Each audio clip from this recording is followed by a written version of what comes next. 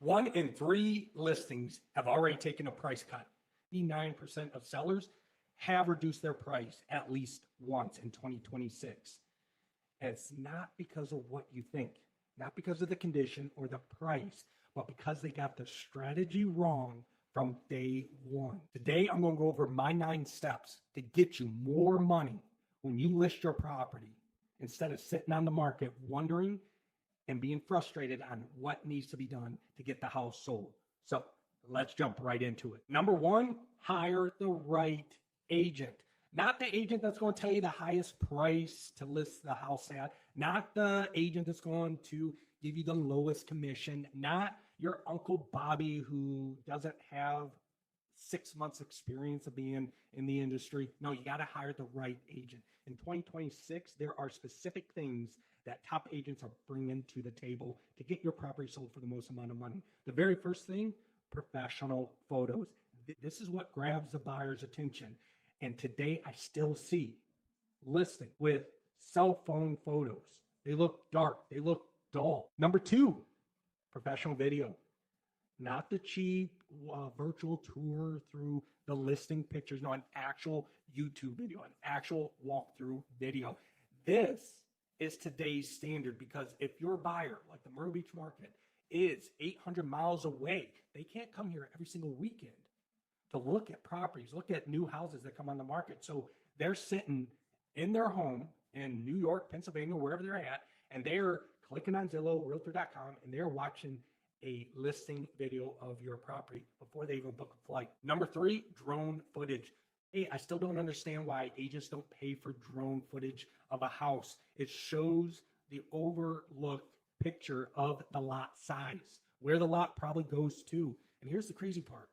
We're a coastal community. We're right on the beach, and there are houses that are a block away that there's one drone picture basically kind of showing how close it is to the beach. That is one of the best features of that type of house, and agents are missing it. Online marketing expertise is the last thing. Look, an agent understands and knows the buyer that's going to buy your property, so they know the platforms and they know how to present the listing online to all the buyers. So if you have a house that might be a first-time home buyer, then social media is probably going to be where it's at. If what they're showing you doesn't impress you, it won't impress the buyer that's looking at the listing online. Step 2, price it right from day one. Don't price it what you want for the property. Don't price it what you think it's worth to you. Don't price it based on what your neighbor sold 2-3 years ago. And don't price it based on the amount of money you need to buy the house wherever you're going, or you want to pay cash and you want the buyer to pay off credit cards and your car loan. But price it what the market is telling you to price it at. I'm going to give you 3 statuses for you to ask your agent to provide to you to help you understand what's happening with buyer activity in your neighborhood or your area. The very first one is an active status. Basically, this property is on the market right now for sale and buyers are passing on it. That tells you where not to price your property, because if buyers are passing on the exact same thing you are about to sell, then they're going to pass on your property. Look at the pending status, okay? Pending status gives us a bullseye where we need to price your property for a list price or an ask price, because if a buyer made an offer on that property and they came to an agreement, then we just follow suit. That's where we need to price the property to get an offer. And then the third status is your sold status, which most of us understand and know in today's real estate market. That's your market value. That's what a buyer is willing to pay you at the closing table for your property. And here's a tip. Homes priced 3 to 5% higher than their market value face longer days on market and deeper price reduction. A well-priced home creates competition. Step 3, curb appeal. So if you're a condo owner, this doesn't really apply to you unless you're not in an HOA, but most condos are, so you don't really have to worry about that. But for you homeowners, curb appeal, it sets the stage for the buyer. Your front exterior photo is your first impression online. If it doesn't stop the buyer from scrolling, they won't request a showing. They won't come over and look at your property. The cost, it's not that expensive. Fresh mulch and power wash in your driveway and your house will do wonders. It will set the stage. A fresh coat of paint on your front door gives you the highest ROI when you go to sell. And most importantly, a freshly cut lawn, edged, and your flower beds weeded needs to be done before listing photos are taken and before every single showing. And here's the best part. It's $500 and a weekend of work. And that's the difference between your main listing photo stopping the scroll versus the buyer just letting it roll through and moving on. And it's not just about the listing photo. It's about when buyers come and look at the property in person. Your curb appeal is the first impression. And if buyers see it's not taken care of, then they will think immediately that the inside is not taken care of. I'll give you a little example. I pulled into a driveway once and it looked bad. Grass overgrown, weeds, just the driveway was like black with grit and grime.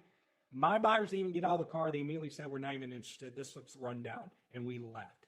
Step 4, repairs and condition. So everything a buyer finds in a negotiation report in today's market is a negotiating weapon.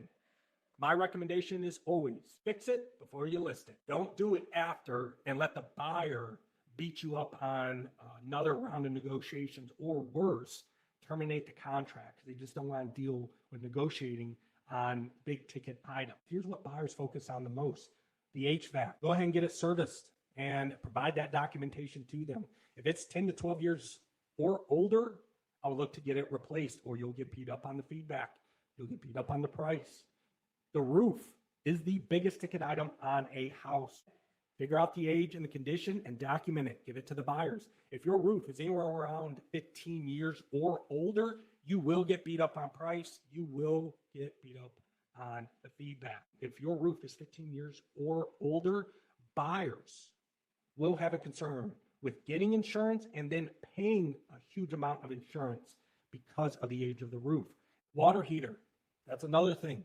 If it's 10 years or older, you can get one replaced for about $1,000. You put a tankless water heater on for about $1,500, depending on the plumber. Find out the age, document it, give it to the buyer. And most important, water stains. If you have past water stains from a roof leak, or if you have present water stains from a current that's happening right now, roof leak, you need to get that done. Even if you replace the roof, buyers, when they see water stains, they will immediately go, is it still leaking? Even though it has a brand new roof. In today's market, 2/3 of sellers are already making repairs before they even list for one day. And it will get them more money in the end. By taking care of this stuff, replace that with brand new, documenting it, it all helps the buyer overcome any issues with the age of these big ticket items. Step 5, declutter and depersonalize. This actually costs way more than sellers realize. And I get it, right? You got your photos from the Caribbean vacation you took on the wall, and you're proud of that vacation. And you got your personalized knickknacks on the coffee table or on the end tables. Here's the thing, though. Those are going when you sell the house, and buyers are not buying those photos and those knickknacks. So here's what you do with all this stuff. Family photos, go ahead and box them up. Personal items and collections, box them up. Excess furniture, put in storage or put in the garage. And every single flat surface, kitchen countertops, bathroom countertop, minimal, just the essentials. If you got 7, 8 appliances on the kitchen countertop, you need to get that down to maybe 1 or 2. Here's why. You want the buyer to walk in and, one, not start looking at all your vacations you took of the pictures on the wall, but you want them to walk in, immediately go, I want to buy this house and all the furniture, all the furnishings as it sits. And they're not going to do that if your pictures are on the wall or if it's cluttered, because then they won't know how to do their furniture. They won't understand how the house flows the best for them. You're not erasing your home. You're just providing a canvas for these buyers to imagine themselves in this home. And that's what sells homes. If you're already moving that anyways, go ahead and put the stuff in boxes. Get a head start. It'll make it better to sell and get more money. Number 6, strategic staging. Okay, these 3 rooms is what close deals and then also what kills them. The kitchen, the primary master bedroom, and the living room. Fresh flowers on the counter, white bedding, or even a throw blanket over your couch in the living room is what sells homes. Also, these small investments is what make listing photos pop for the buyers that are looking online. And if you got a vacant home, you already moved out, or if it's a rental and there's no furniture or anything in there, hire an agent that virtually stages the listing photos. Empty rooms look smaller online, and buyers will skip them all day long because they can't picture how big the room is, or how they're going to put the couch in the living room, or their bed and bed frame in the master primary bedroom. Step 7, days on market awareness. Buyers are looking at how long you've been on the market. And the very number one question they're going to ask if they're interested, how long has this been on the market? Here's why. If a buyer's interested in your property, they're calculating in your mind, how low can I go to make an offer? Because if it's been on the market for, 60, 70, 90 days, 100 days or more, they're thinking you're desperate. You will sell at a deep discount. And that's where the lowball offers come in. So I'm going to give you a couple of strategic days to look at on how a listing basically reacts once you list from day 1 for sale. Days 1 through 7. That is literally peak interest. New listing notifications fire off to buyers, and buyers are requesting showings on your property. Days 8 through 14 in a normal market is your last effort of leverage to get as close to your asking price as possible. In today's market, it's a little bit different. If you're hitting days 8 through 14, you're losing a lot of leverage. But in a normal market, days 8 through 14, you're going to start getting squeezed on the leverage to get as close to asking price as possible. And then day 15 plus, your negotiation power weakens every single week. And here's the thing, 2 weeks in and you haven't gotten an offer, that's a pricing issue. Homes that sell after 18 weeks of being on the market sell for more than 1% below the monthly average. So to summarize, time on the market is not your friend. That is working in and against your favor. So if you got no offers and you're still on the market, I'm going to give you 2 pieces of advice on what the problem is. Number 1, if you're not getting any showings, you have a pricing issue. Because all buyers are doing is seeing it online and they already realize it's overpriced. They're waiting for you to drop the price before they request a showing. Properties that are priced right are getting showings right out the gate when they list. Now, if you're getting some showings, but you haven't gotten any offers, you have a combination of a pricing or condition issue, because a buyer sees your property online, they want to request a showing, they're sold on the price, they're sold on the pictures, they're sold on everything they're seeing online, but when they get into the property, they don't make an offer. So what changed their mind when they got into the property? Either the condition of the property wasn't shown in the online presence, or they realized that what you're offering is overpriced for what they can get elsewhere. Listen to the market on what it's telling you. A home that starts higher than the market value always sells for less than the house if you would have just priced it right from day 1. So your next strategic move, 9 steps, that's all it is. Hire the right agent, price it right from day 1, make sure you have full online marketing presence to get maximum amount of showings and an understanding on who your buyer is. And that will get you to the closing table with more money than the agent that fails to do these 9 steps. If you found this helpful, please like and subscribe. And if you have a question about another step that I didn't go over, drop me a comment. Also, there's a link in my description for you to set up a phone call with me. I'm more than willing to help you out. Have a wonderful day. Thanks.